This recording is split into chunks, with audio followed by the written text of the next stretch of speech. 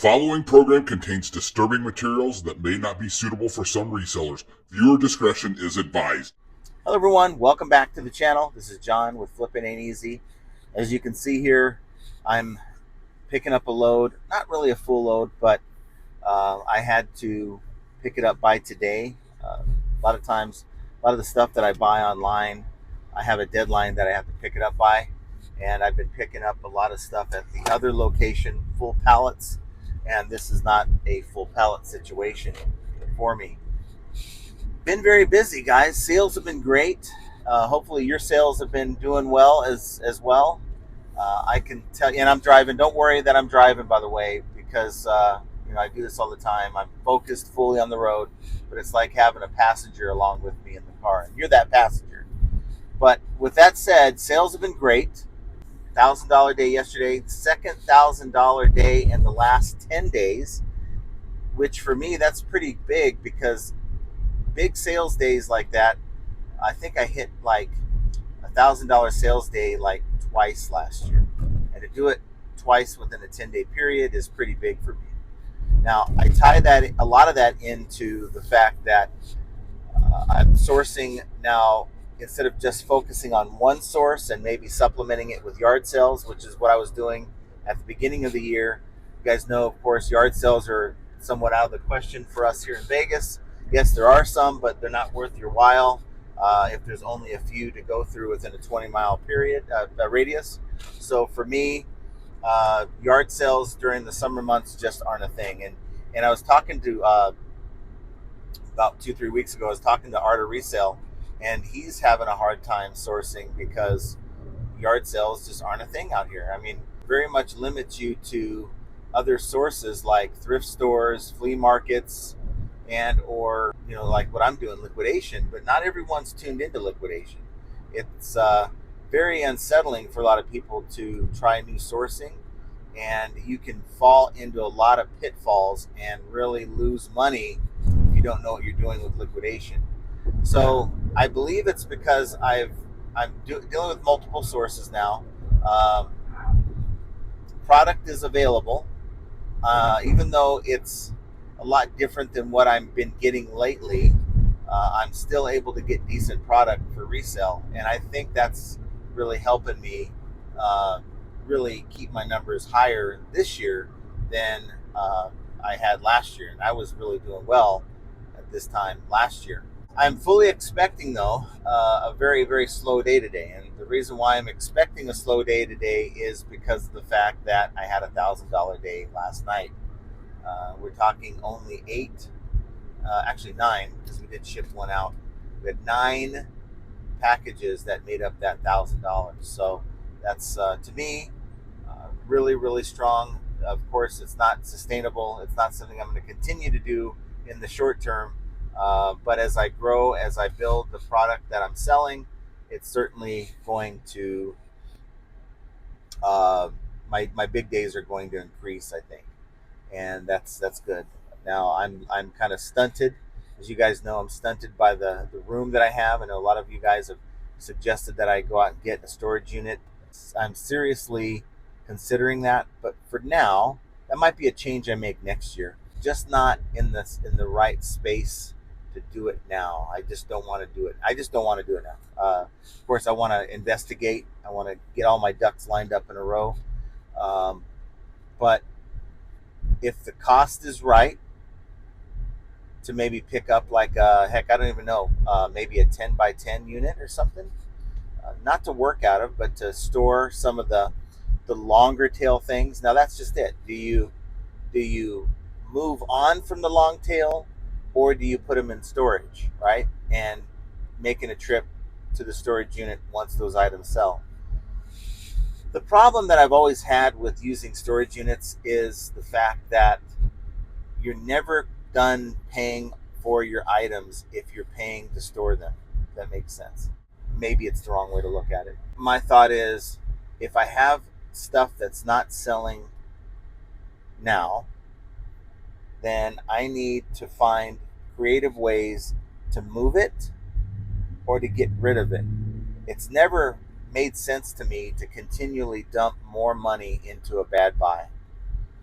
And I could see if I was given an opportunity, let's say someone offered me, hey, we can get you a great deal on like a half truckload of, um, just totally organic liquidation from Amazon.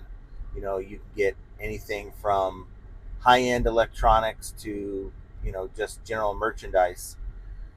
And a storage unit was the way to make that happen, then yes, that to me would be certainly a good use of a storage unit.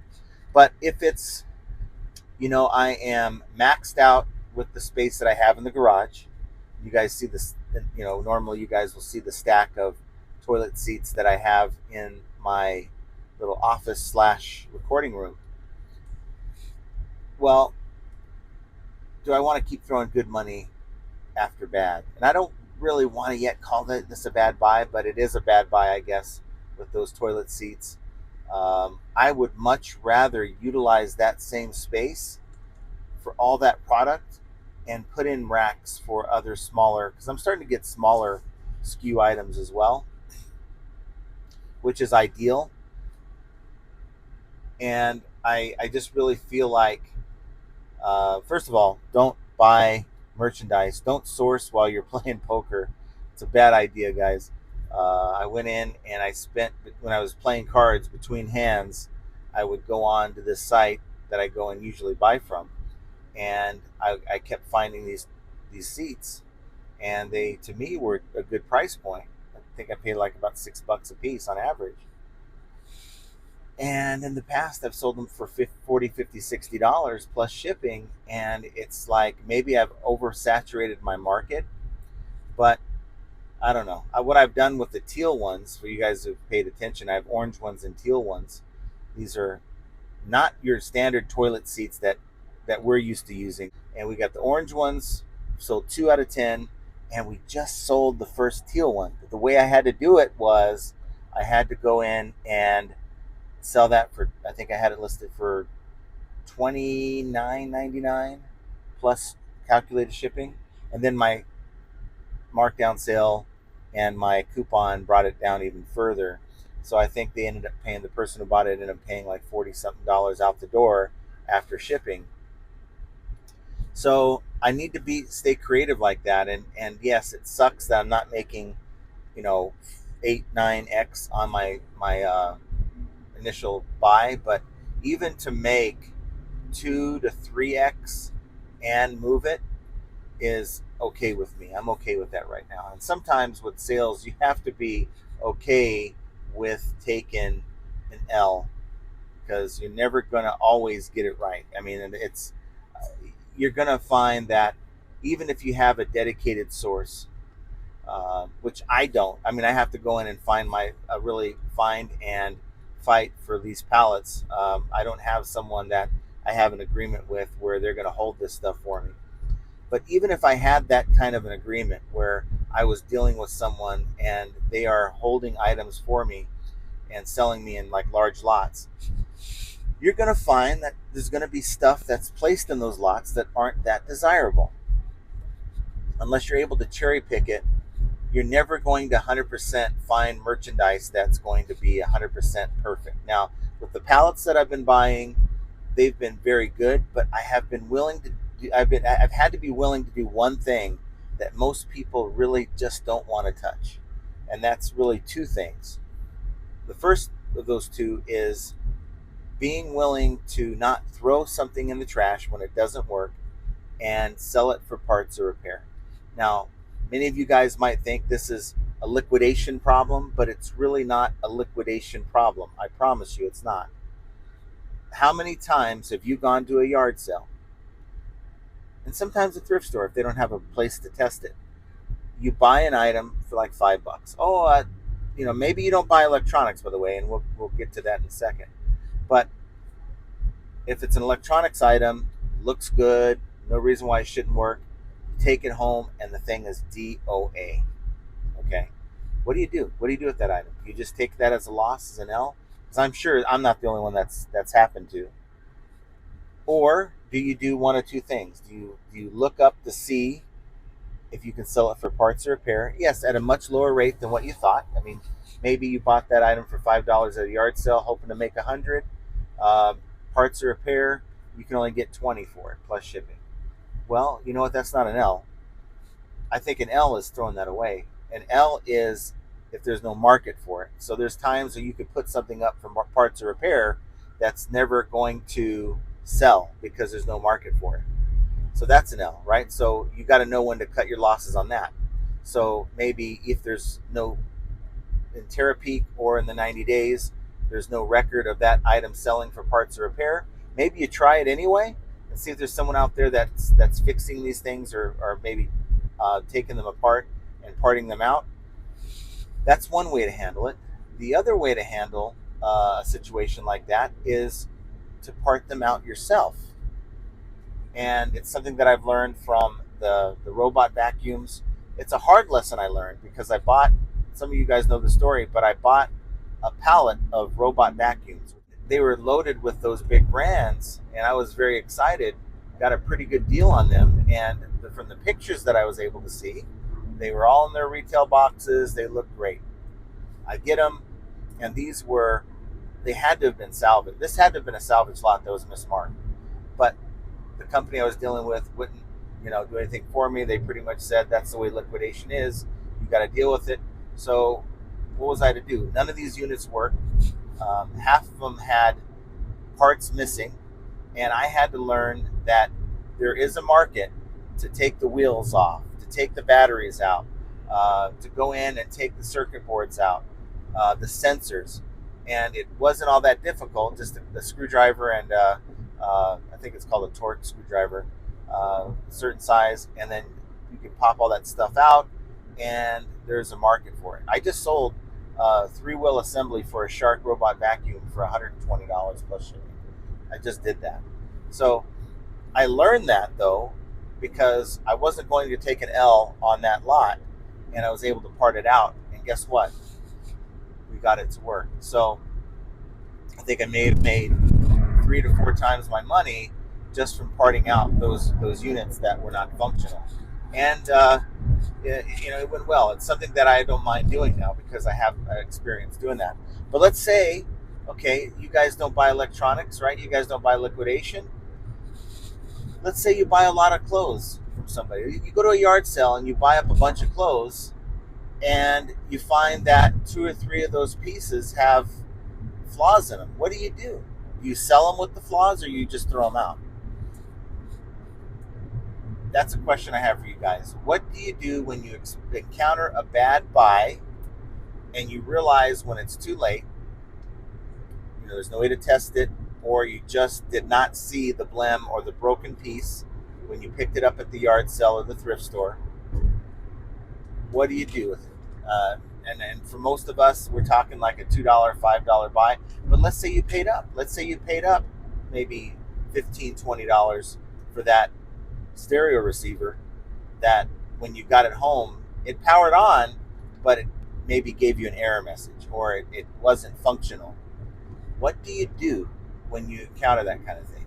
Now, the old adage that many of you guys don't want to hear, but if you're into this to make money, you need to hear it. You need to remember this, that it is the cost of doing business, and you are going to constantly encounter situations like bad buys, buying broken items, things you can't resell because there's no market for it, bad returns where you ship out an item that you got at the yard sale, they claim that it doesn't work, it doesn't fit, or there's a tear that you didn't see, or whatever it was, and now it's coming back, and that item really has no value to you because it's either non-functional or it's destroyed. That's the cost of doing business, and people don't want to hear that, but you got to know it. You got to embrace it, because you're not really losing.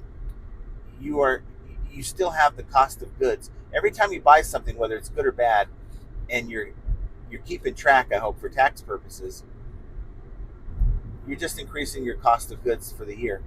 And that money, that value, whatever you pay for cost of goods throughout the year, whether you're able to resell it or not, still is applicable towards what is calculated. And I'm not a CPA, but it's calculated in the equation when you're paying your taxes. So I don't get too worried about a bad buy like the toilet seats. And I even bought some Ricoh transfer units at a real. I've already made my money back on those, so it's more of a it's more eating my space up than anything else. For me, bad buys are a thing.